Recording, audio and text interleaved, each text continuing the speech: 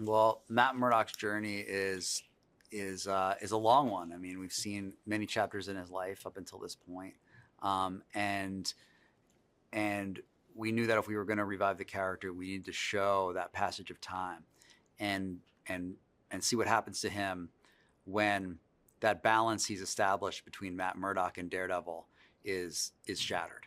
When those pressures come to bear, and he can no longer balance those two sides of his personality, what erupts in the aftermath?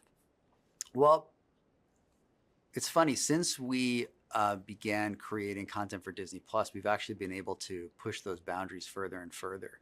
Um, Disney Plus as a service is something that's now includes FX content and Hulu content. We made a TVMA show last year, a show called Echo, and really there haven't been any limiters put on us in terms of just telling the just telling being able to tell the best story we possibly can. There we can be as violent or as intense as we need to be, as long as it's telling the best story.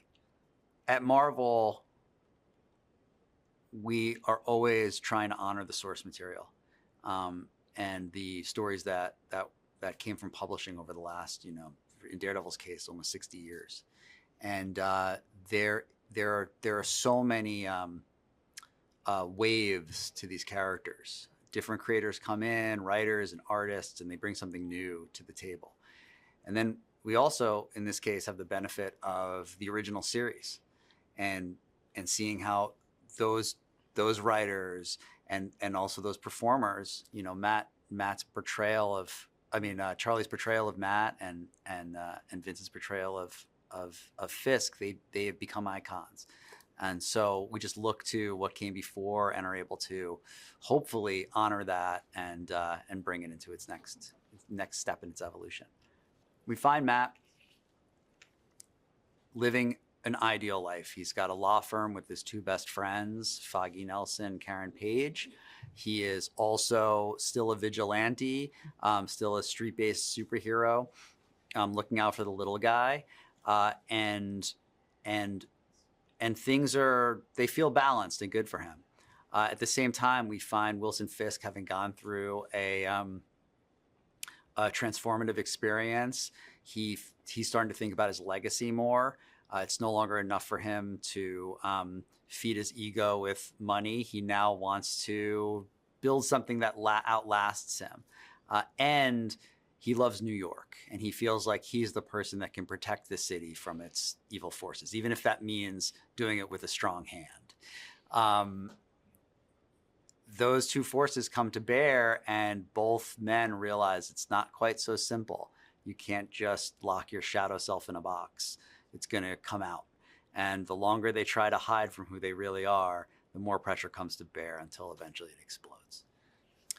I think that Charlie is, his performance it draws you in. It's filled with pathos. You really feel for this guy, because you can imagine what it would be like to be in his shoes. He as a performer, he really draws you in, and allows you to imagine, like, what it would be like to make those moral decisions that he's constantly wrestling with. Vincent he transforms into Kingpin, fully. I mean, his energy as Wilson Fisk is very different than his energy as Vincent D'Onofrio. It's sometimes it's like being in the presence of the fictional character when you're around him. Fisk, he is unethical, he is amoral, but he is truthful. He's a wolf in wolf's clothing. He tells it like it is, and he really loves New York, and he believes he can be a great mayor. His history is his problem. He has left bodies in his wake, and it's not so simple to turn around and decide you're going to be a functioning member of society after you've done so much evil in the past.